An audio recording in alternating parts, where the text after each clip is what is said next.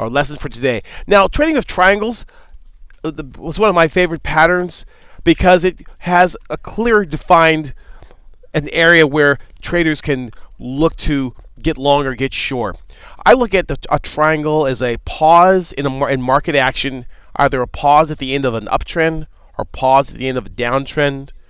That the traders are waiting around the world. They're focusing on some type of a fundamental announcement or some type of question to be answered for price to either the bulls to continue their run higher as a continuation pattern or in an uptrend, or maybe the bears take over and we break lower in a downtrend, creating a reversal. So either triangles mark continuation or reversal patterns.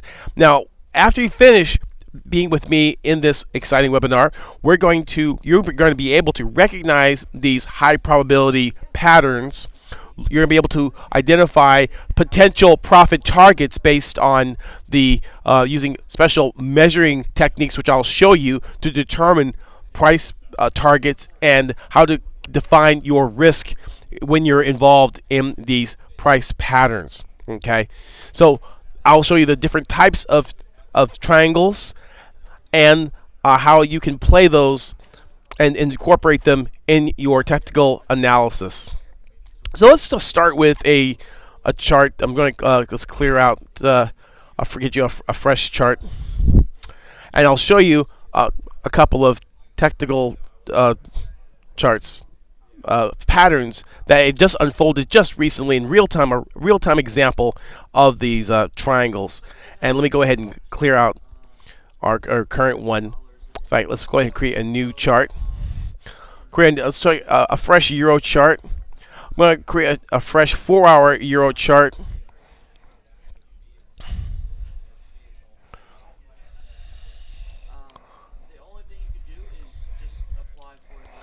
And let's go ahead and go to maybe the British pound.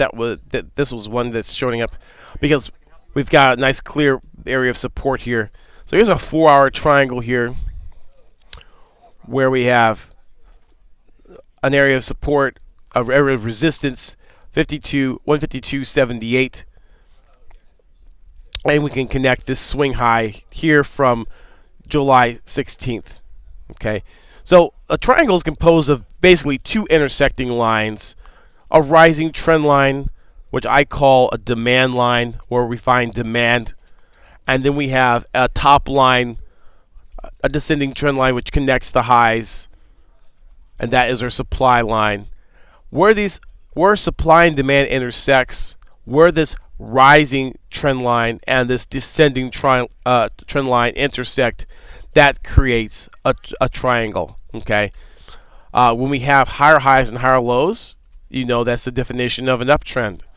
But if you have higher highs and also higher lows, lower highs and higher lows, then you're getting this convergence or this compression. You're going from a period of high volatility, like seen here, to low volatility, and it starts to narrow as we get into the apex of the triangle. Okay, and so we look for a consolidation, and eventually what happens is price will get to the apex, and maybe a third or 2/3 of the way into the apex, you get a breakout either to the north side or to the south side of the triangle. Now, potentially these are great breakout trades. For instance, we had this up move from a low of 148.15 to the swing high 52.22, and what we've created is basically a symmetrical triangle. In fact, we can just not even go this far back, but actually take this low here and disconnect the two swing lows and extend them, and now you have a triangle. And you can take a measurement, you can take the ruler tool, you can measure this triangle. Symmetrical triangle means that it's fairly evenly matched supply and demand. Symmetric triangles, there's three basic types of triangles. There's a symmetrical triangle, an ascending triangle, and a descending triangle.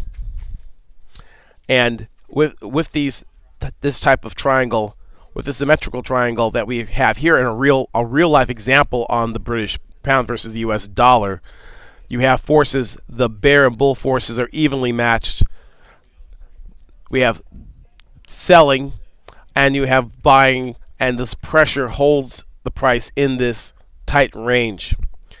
Now we can take a measuring objective. We can measure this, the height of this triangle. We go from the high to maybe the low, and we look at the height, the width of this triangle. The height of this triangle is 197 pips.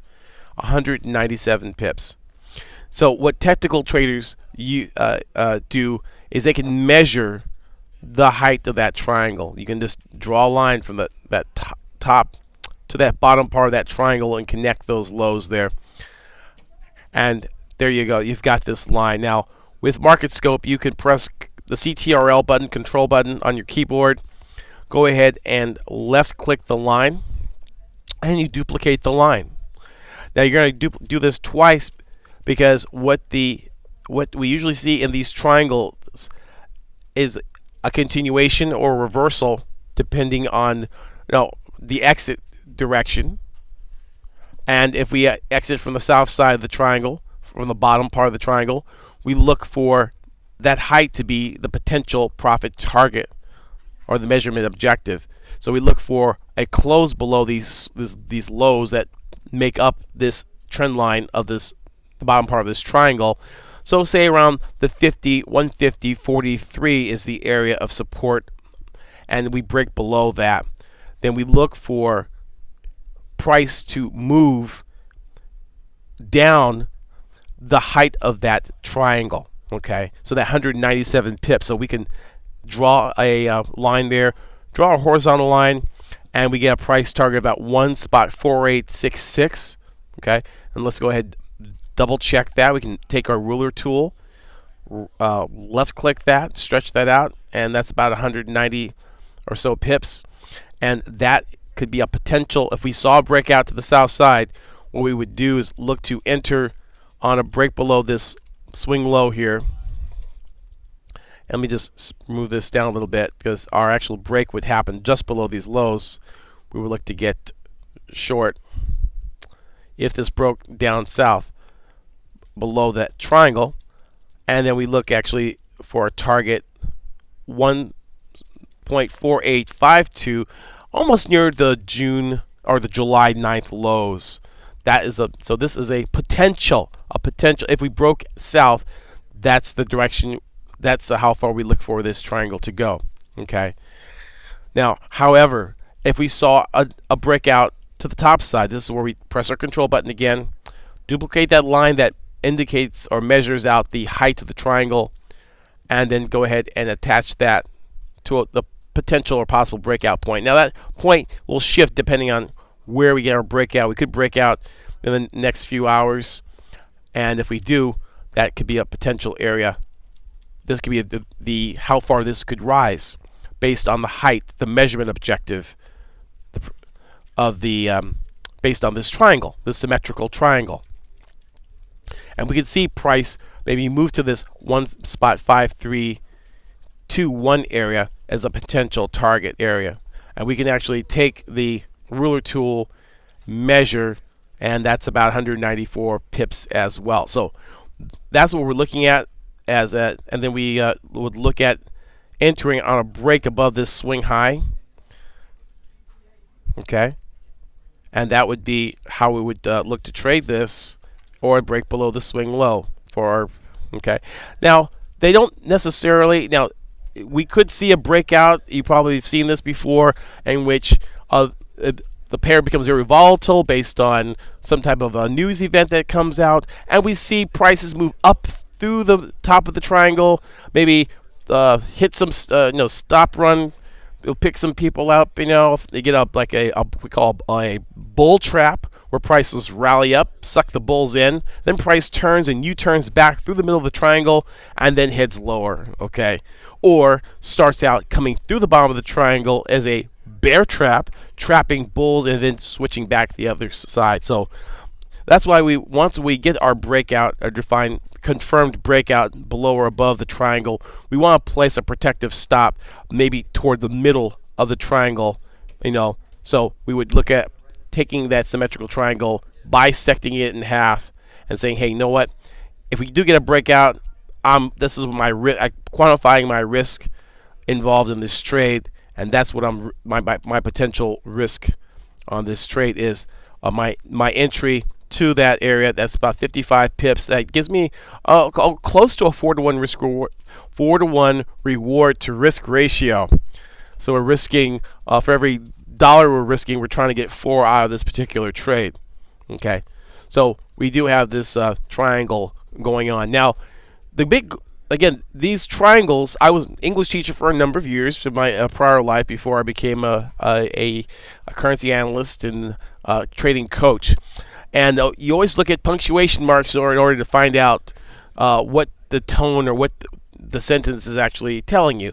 Now, given that we have this run up, we had the Bernanke speech that came out that telling that QE is going to be on the table for a long period of time. That's weakening the dollar. You saw the Fed minutes in which there was indecision when the tapering was going to end, and so we had this big run up, and now we had not made any new highs after that. So the question for the market is, will we taper or not taper? Will quantitative easing come off the table and we see the dollar get stronger, or will we see more QE infinity, and then we see the dollar continue to weaken?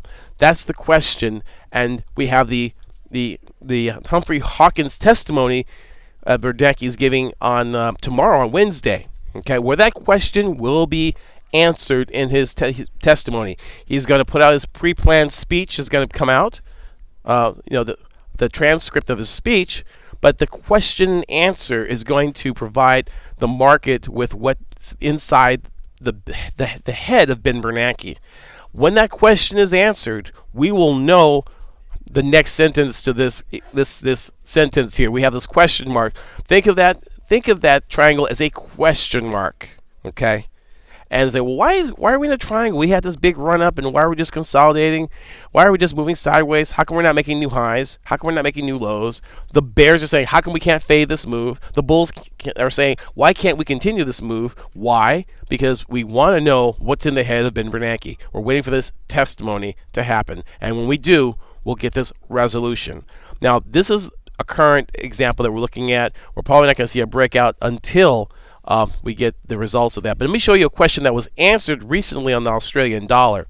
We're going to move down to the Australian dollar, a real-time example that myself and my trading partner over here, Walker England, trading instructor extraordinaire, we were looking at, and we were looking at the Aussie dollar. This is a 4-hour Aussie dollar, and if we were to back out, we can see that same kind of thing. We had the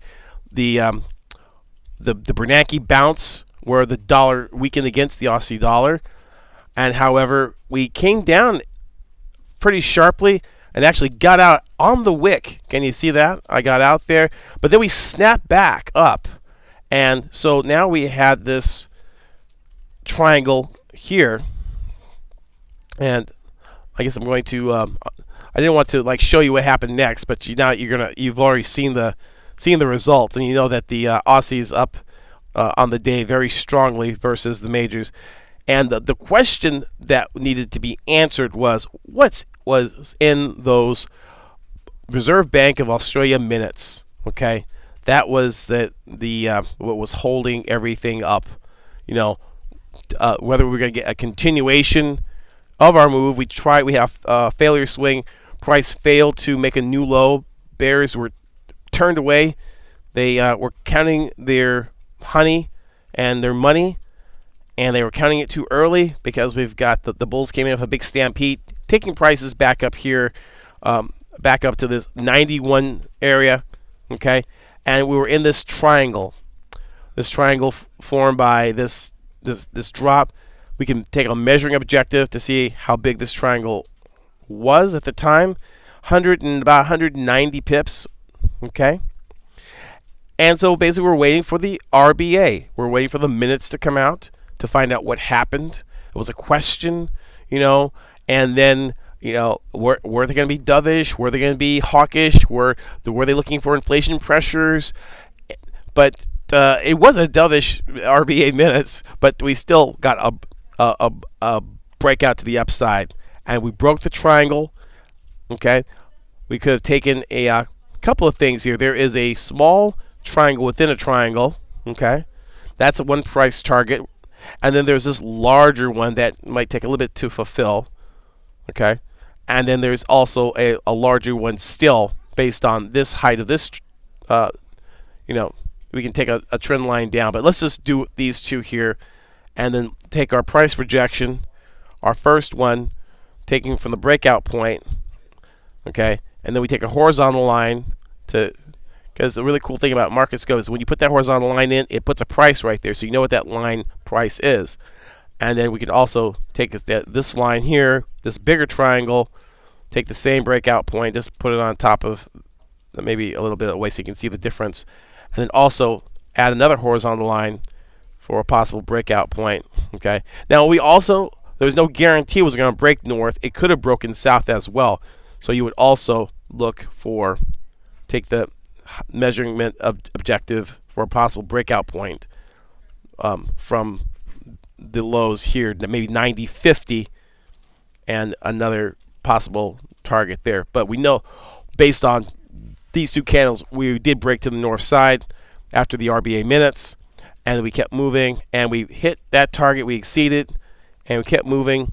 And right now, we're just above that congestion area, above our first price target.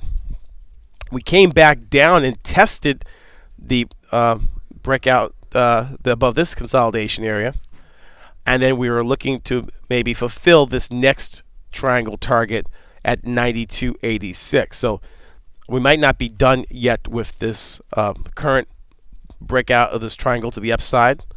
Okay, we could see a smaller one that happened just a few days ago, last week, and we had a similar triangle that occurred. Okay, where we had probably a bit of news that was released, and then from that we had a break to the south side. Big candle, one big candle, 4-hour candle. If we took a measurement objective, took a measurement of the height of this triangle from the top to this, maybe to the low here, that was like 219 pips, and our break came out, and actually we only got down to like 161. If we took this other height here, that was like 177. Okay, so sometimes we fall a little short of the targets. Okay, but once we got a candle or two above this trend line, we got some follow through. We could have moved our stop to the middle part of our triangle once we got out, and then once we got outside the triangle, we could move our stop to break even, and the rest is history. So that's actually played that to the long side as well, and was able to capture some pips. Let's take a look at another one. Euro is another triangle breakout target. They had a target, and they broke out pretty nicely, even though we had some softer data coming out of Europe. And a downgrade of the emergency the banking liquidity structure. It was downgraded, but still the euro still moved higher. And let's take a look at the Teflon euro, I call it, because things don't seem to stick. And I have a little long position trade here that's not doing so hot. And here is our triangle here. We have our triangle break. If we took our swings and we connected those together like this, and we took our lows and connected them like from this. Take the low that we had on, call it. You try to get a good angle on that, and this was our demand trend line. You can see we're moving higher, okay, and we had a little triangle there, and we broke out, but we see this last low that we could connect, okay, and we connect maybe that last high, and connect that. Okay. And we have these wicks that are kind of little different there. But that last, if we connect these two swing points, that's our demand trend line. And as long as we stay above that low, our bias is to the upside. And we see what price broke out of this triangle. And we could actually, there's a couple of triangles. There's a smaller one. We could take the smaller one here and maybe just connect that low and this low. If we have 2 points,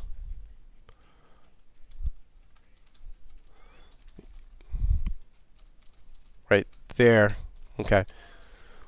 So we had a small triangle. This makes it kind of hard to do because you in a non-traditional triangle, because you do have a flat base, this flat support area. Okay, so it's more of a flat triangle, a horizontal sided triangle there. Okay, so you can take that, and it kind of works the same way. So occasionally you'll see that, and that's really giving you a bias to the upside, because we basically knocked 3 times, 1, 2, 3 touches of support, and we did not break that area. In fact, we broke out of the range and snapped back up, broke down out of the range and snapped back up. And we're looking at this break that we had, break up to the upside. So we broke that trend line, that rising trend line. We can take the height and do the similar type of measurement objective and see if we can come up to maybe a move up to the 132.54 area. Okay. And our other target, if we did break south, we looked for a move back down to the 128 whole number round number. Okay. So that's how you do the measurement. Now there's other triangles, not just that we've been looking at the horizontal, the flat triangle, I call it the flat, and then we have our symmetrical triangle. There's descending triangles. Descending triangles are very bullish if you want to look at the Aussie CAD. And usually we hit when prices are in extreme, moving very fast to the south side, and you'll see prices continue to move lower, almost like in a parabolic move. You get these descending triangles, and I'm not sure if that one is a very good example of one, but we can draw a line along the lows there. Okay. And you can, and then if you connect we took these 2 swing points and projected it out. Okay.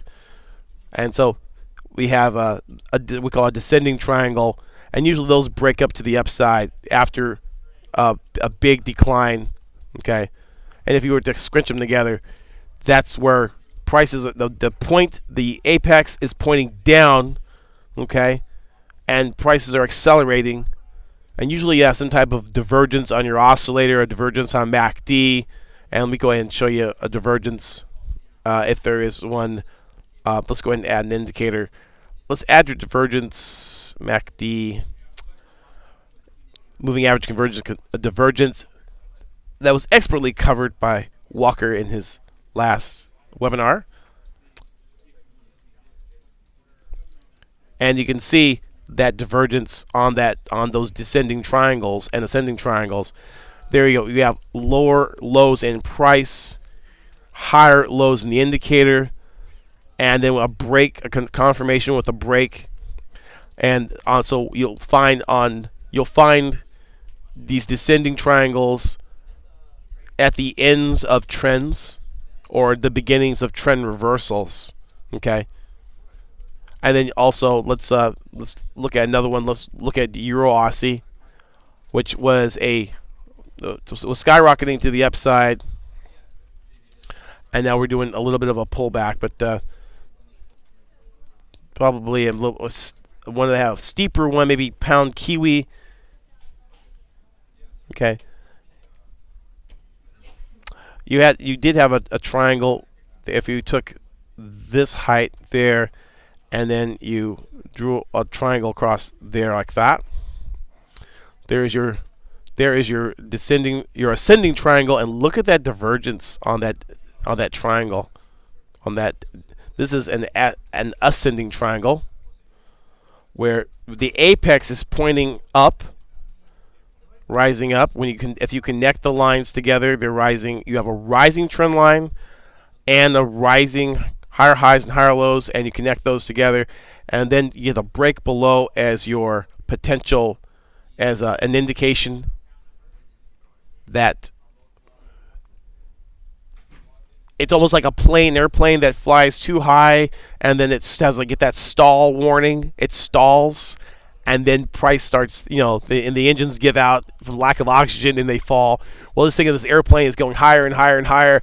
It's like reaching the edge of space, and the engines give out, and then we see price returning back to Earth, and you can see this ABC, this correction pattern following.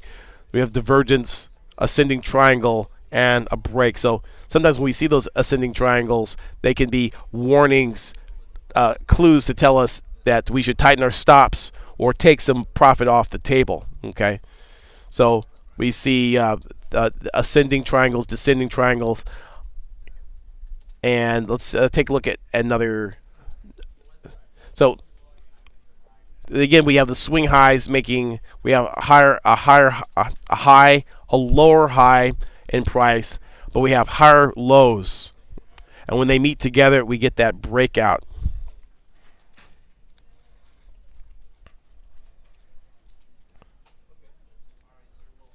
So we have the continuation. Now you can see triangles even within the trend. You can see another. Here's one here where we have a descending triangle or an ascending triangle in a downtrend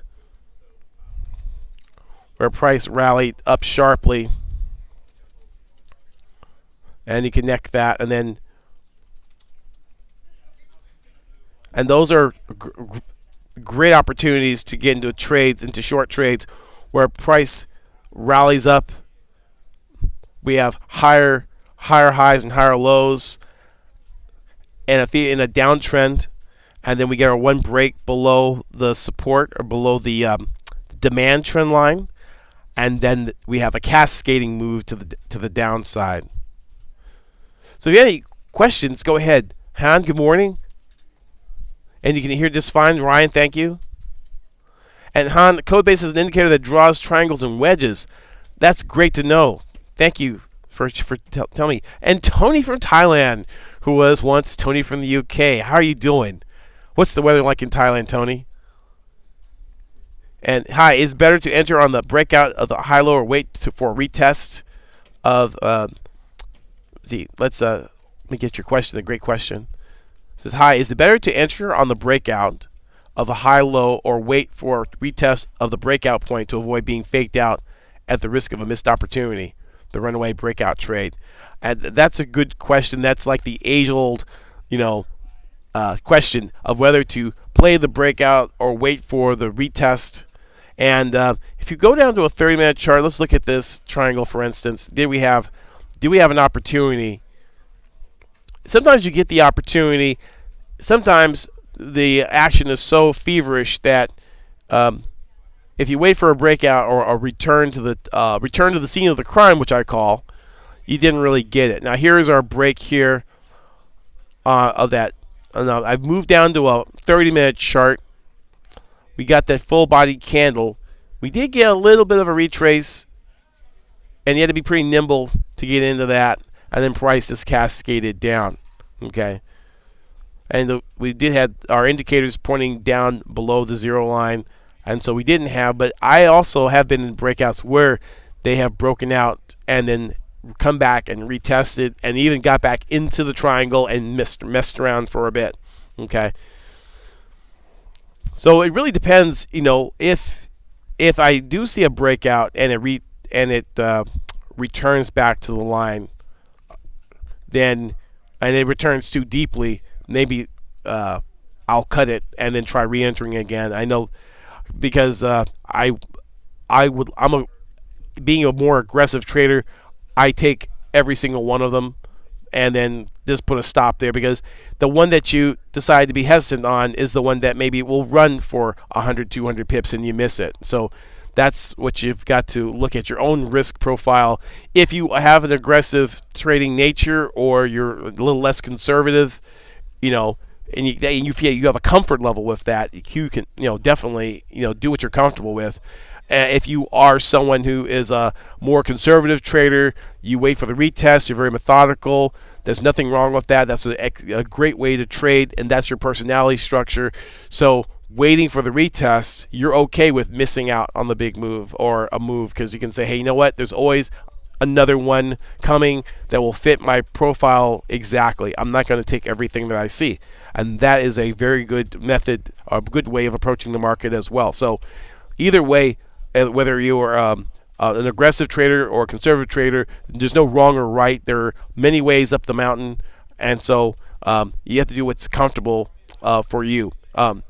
Because in this case, we would have not got, especially pound kiwi, pretty aggressive. But I know I could probably find a chart where we got a retest, and it was a good thing to wait. In fact, here is our triangle break, and I'm looking at a 30-minute chart here where we did get the break. We got a pop-up. This was a full-body candle here on the 30-minute chart. Price came back and retested the area, rose again and came back. Okay, and so we got as high as 74. It pulled back 20 pips. So if you were patient, guess, and you did wait, you got a 20 pip better entry waiting. Okay, now for me, I got in on that, and my name is tattooed on that wick. Okay, and I had to endure the 20 pips of pain. We both end up in the same spot. You would probably end up with more pips. Okay, so it all depends on your personality. But great. And then Pete, hey, Pete from England, how you doing? Great area for a bear dance, I reckon, Greg. Yes. The dancing bear. Remind me of the dancing bear. Great weather. I'm sure we've got it's cloudy and overcast here in Dallas. Beautiful Dallas, Texas. But in Texas, is like, if you don't like the weather, wait 15 minutes. You'll get something different, So here we go. Here's a euro, and then we got the breakout. We're at 31.21. We had this triangle target area that we could possibly continue to move, but you'll even see triangles on smaller time frames too, like the 5-minute. You'll see triangles form. You'll see on daily and weekly, you'll see triangles form. Like, take this. That's a monthly chart. Let's go to a weekly chart of the euro, and the euro has been consolidating in a big triangle for a long time. Of course, these triangles, I mean, if you can look at this triangle here, okay, look at this baby. We have a descending trend line, okay, and there's sub-triangles within triangles. And this is our demand trend line, okay? And we're just kind of trapped in this, and we can go down even farther with a smaller triangle there, okay? And then we can go from here as well. So here's so we're within triangle, within a triangle, within a triangle. Let's remove that one. That one is kind of far away and out of our radar, but we can look at what's going on. What's going on in this this Marvin Gaye? It's coming back to me. I'm having flashbacks. What's going on? What's going on? Okay, here we go. We're stuck in this triangle here, and we're looking for a topside breakout. If we can clear that 133 area, then we've got a nice run. We can take the height again. We can measure the height of this triangle. And let's go ahead and just put a ruler on there. Just to get a number. The height. Oh, wrong tool. Ruler tool. We're moving here. That's a 976 pips. Okay. And so if we were to go about 976 if we went 976 to the top side, about, let's call it, so let's say we broke out somewhere, and this could, as we get closer and closer, the lows get higher, the highs get lower, until finally we get this breakout. And if we were to go 900 pips or so to the top side, we're looking about the 142 area on the breakout, okay? And that is something that is a possibility. Or we could look for a south side breakout that would take us down into that 118 area. Now we've making some higher highs, higher lows, and consolidating, and this will be our demand or supply line. And if demand overwhelms supply, then we could see this triangle breaking up. We saw an ascending triangle over here previously, where price was moving up in almost like a parabolic move, and we connect those. Okay, and so there's our triangle. We broke, and then we continued to move down from that. And then similarly, we have a descending triangle. Let me cancel that. Descending triangle, where price narrowed the lower highs, and then when we connect the tops of those highs and connect the bottoms of those lows, we got a breakout there, and that signaled a move. Then we had another little triangle here where we had a consolidation for several weeks. And once we broke out, we were in an uptrend that lasted for several months, okay, or several weeks, from October to December. Maybe another ascending triangle. So descending triangles start trends. Symmetrical triangles continuation of trends, and then we have our ascending triangles showing the ends of trends. Okay. And Adina, good question. What's the difference between wedges and triangles? Okay. Well, a lot of times people speak of wedges and triangles all in the same breath, and we have wedges that were either just they really don't narrow that much at the apex. They kind of stay kind of wide. Maybe this is more of a wedge than a triangle because we don't narrow all the way down. Okay, but the wedges have short, maybe are shorter. They're not as long as there are triangles. I know a lot of people, they use the term interchangeably, because basically all you're doing is, if looking for a narrowing consolidation that breaks out. And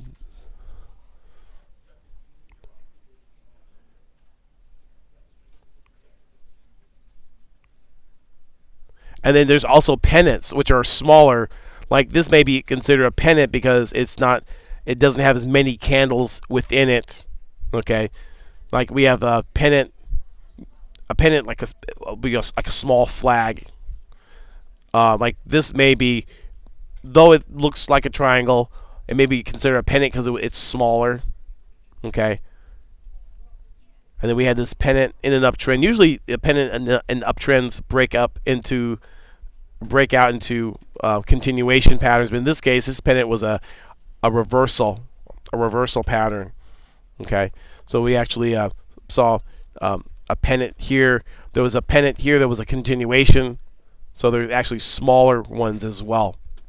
Okay, so usually the size of it depends whether it's a wedge or a pennant.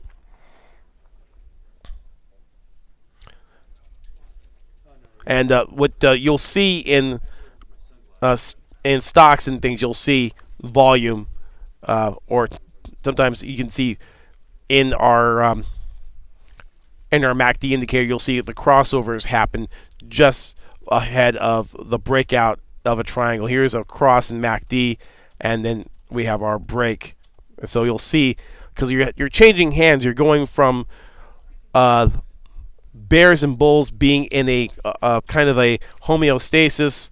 There's a balance, an equilibrium in price of that action, and then that equilibrium gets shifted either to the upside or downside when we have either upside or downside break. So when we get out of that triangle, we have the answer. Either yes, we have more tapering and we break out and the dollar gets stronger, or no, we don't have tapering, we have continuation of QE.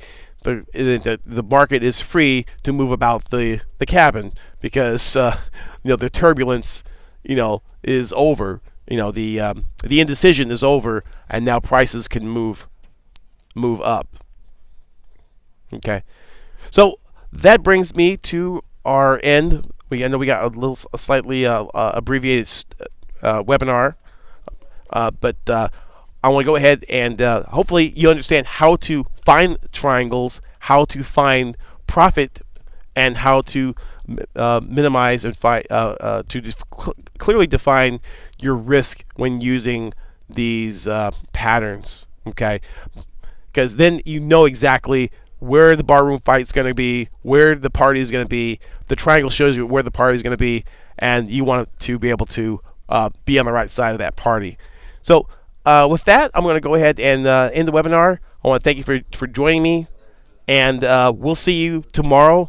Tyler's going to be doing a webinar. Tyler Yell is going to be doing commodities. Make sure you tune in to him at 5, and he's going to tell you about the CFDs and trading gold, oil, silver with the CFD platform. My name is Greg McLeod. Thanks for joining me, and we'll see you tomorrow. Cheers.